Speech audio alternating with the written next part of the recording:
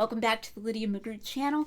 Today I'm starting a new series and I've decided to call it Does Acts Support the Trilemma? So those of you who are familiar with my work and my husband Tim's work, you know that in our approach to the resurrection of Jesus, we sometimes use a trilemma argument for the disciples of Jesus instead of the trilemma for Jesus himself. Not saying anything bad about that, but we're applying it here to the disciples.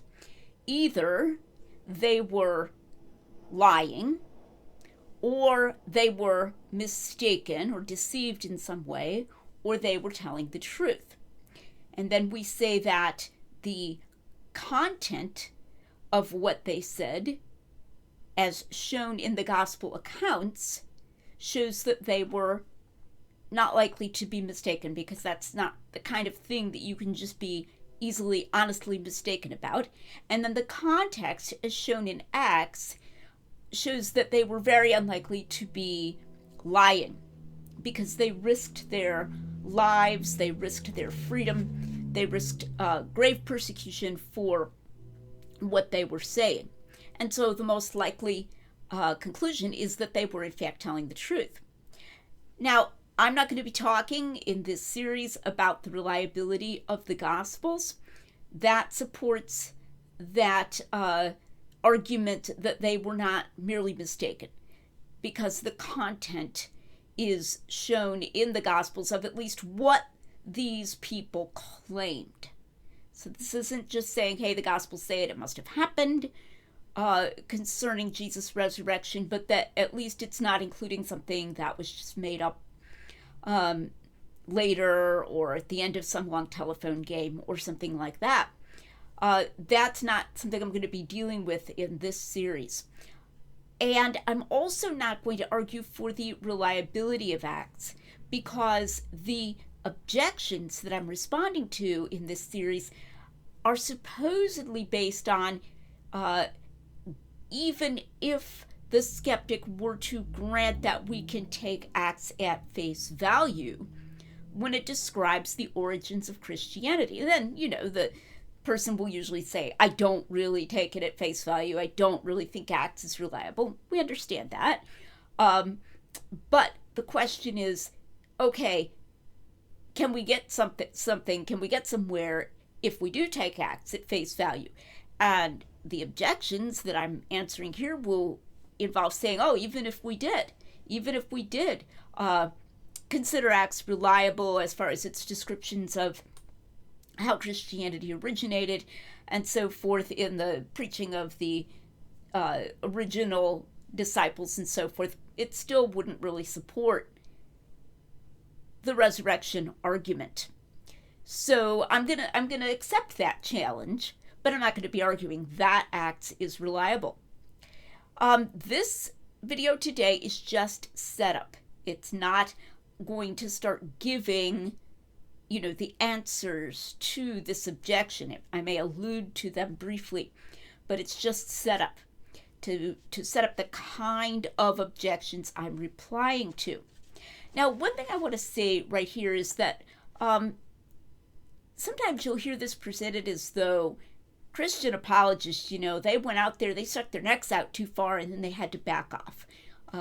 They said that the disciples really died for their claims, and we don't have sufficient support that, all 12 of the original 12 really died for them and so forth. So then, these apologists are, they got caught trying to help themselves to too strong of a premise, so they backed off they risked death. And Tim and I have always said risked death in all of our published work on this and so forth.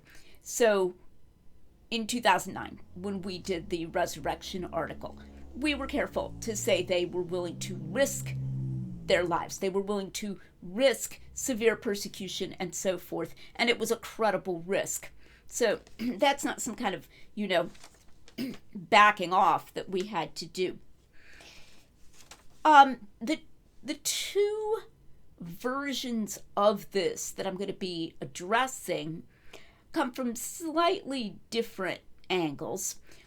Bart Ehrman, back when he debated my husband Tim some years ago, he said something like, even if we took Acts at face value, the disciples weren't out there on street corners presenting this.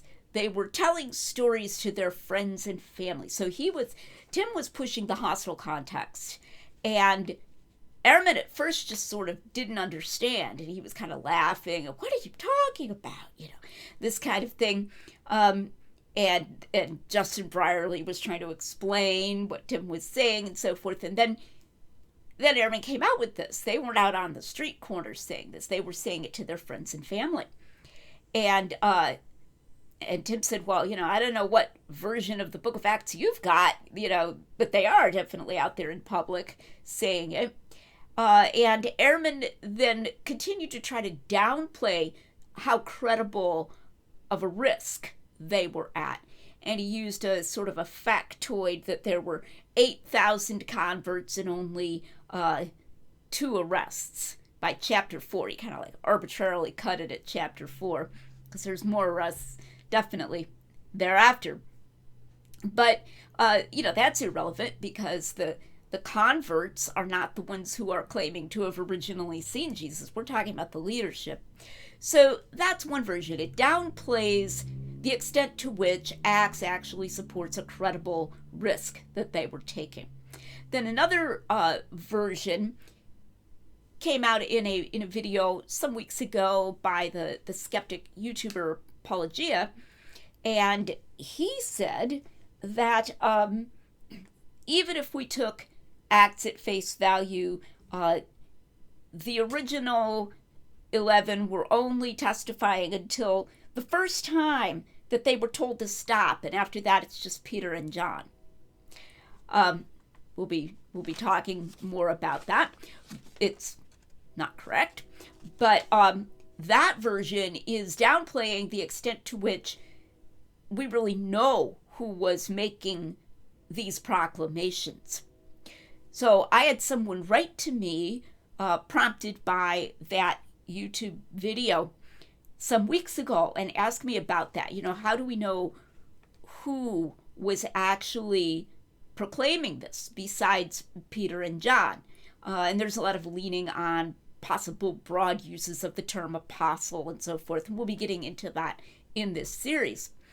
And so the part of the concern was that the others might have apostatized for all we know.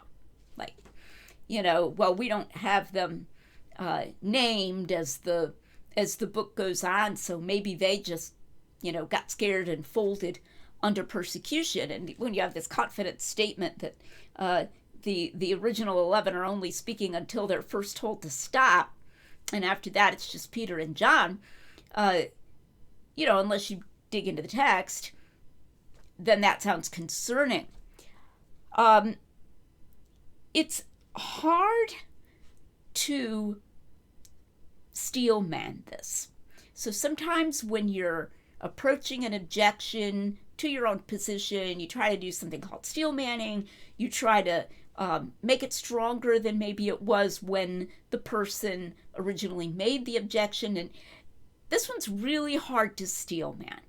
So one reason why it's really hard to steel man is because there is such a blatantly inaccurate representation of what's actually in the book of Acts. So, for example, Ehrman saying that they're only saying these things to their friends and family, and they're not out there on the streets. And right there in Acts, they're out there on the streets. That makes it hard to steel man. It's just like outright saying something that's not correct is a representation of the book. It's also kind of hard to zero in on exactly how the possible broader use of the term apostles is supposed to be a problem. After all, the Gospels tell us about women who claim to have originally seen the resurrected Jesus, Mary Magdalene, for example, and I don't know of any reason to even think that they were called apostles. So already from the Gospels if we've argued that those accounts are coming from the people in them, not that they're necessarily true and we're just going to, deductively reason that therefore the resurrection happened, but that they're coming from eyewitnesses. They're not just made up stories long after the fact, or embellished stories. Then it's not a bad thing to have people besides the 11 who claimed to have seen Jesus. Why is that bad? We know we had, all these women, Joanna, Mary Magdalene, and so forth. They weren't considered part of the 11, but that's good. You have, more people claiming to a greater variety of experiences. Or the Road to Emmaus story. One of the people there is named Clopas. I don't know if anybody who claims that Clopas was one of the 11, maybe there's someone out there who does, but it doesn't matter. I mean, the more the merrier, right? All the better. So it's a little bit difficult to figure out why a possibly broader group attesting to these things is supposed to be a problem. And so the best that I can do to maybe not exactly steelman this, but say why this was a worry, would be to say it's an attempt to separate the content from known persons. So, for example, we have a speech attributed to Peter. We actually have several speeches attributed to Peter. But we don't have, it's not like in chapter 2 you have a speech attributed to Peter. In chapter 3 you have a speech attributed to James the son of Alphaeus, and another one of the 11. And in chapter 4 you have a speech attributed to Bartholomew or something like that. Boom, boom, boom.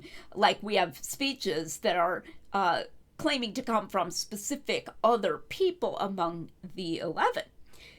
And so then the idea is, well, see, we don't really have testimony from this larger number of people, or we don't really know what happened to those guys. And that's the other thing, is that concern, well, maybe they just fell away, and that's why they're represented, there's just a group named the Apostles, but maybe nobody wanted to talk about the fact that invisibly, Bartholomew went off and opened a wine shop or something and didn't want to be known as a Christian, maybe that was suppressed. And then this amorphous group of apostles was sort of plugged in instead, and maybe included people who just had a warm, fuzzy feeling in their heart after Jesus died. And it was like, yeah, fine, we'll count you as an apostle, that you had an experience of the risen Jesus. So it's an attempt to separate the content of the testimony and the risk-taking and the willingness to stick their necks out from actual known people, and to suggest the possibility of apostasy or cowardice or something like that on the part of, everybody else except Peter and John, and maybe James the son of Zebedee, who gets his head cut off a little bit later in Acts, from among the original 11 disciples. So I'm going to try to be addressing it in those terms. I had a really fruitful exchange with that correspondent, and I'm not going to name him. If you're watching this, you know who you are. It was really fulfilling to write a lot for that person, because he was willing to take the time to read what I wrote and to really interact with it and think hard about it. And I'm going to even be crediting him, not by name, in one of the later videos for a point that I didn't even think of, once he got really into it. But I had written quite a bit, and I forwarded it to some other people. I said, if you have somebody else ask this, here's some stuff I wrote. But I didn't think that was going to come up. I thought this was so niche-y, such an odd objection, particularly the one from Pelagia's channel, that I just thought, how many people are really going to need an answer to that? I didn't think it would come up. But within just like a week, Tim said, I'm speaking to someone on a Talk About Doubts call tomorrow who wants to talk about that very thing.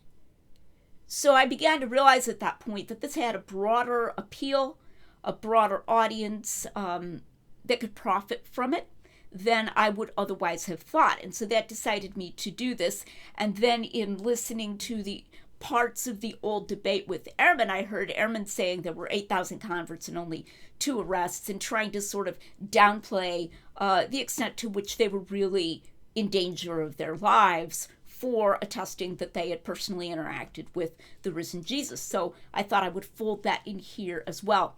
I do not mean to convey the idea that I'm going to get involved in a response thing.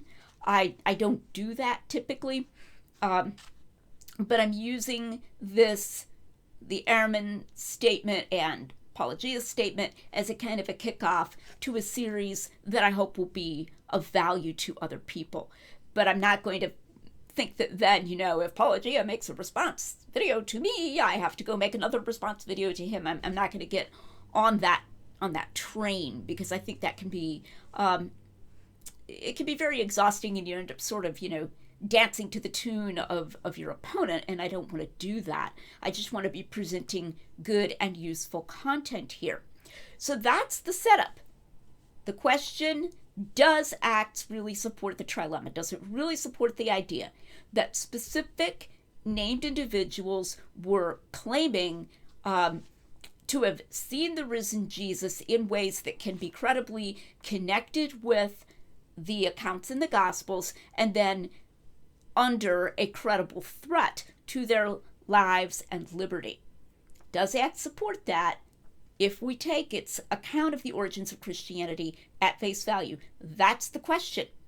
So a little teaser for next week. I'll be talking about Acts 1 and 2 and emphasizing the election of Matthias, among other things, and the importance that really has in the history of the church. It's something you might read past without realizing how important it is. So I'll be talking about that next time. And I hope you'll come back to the Lydia Magruder channel, where we're making common sense rigorous.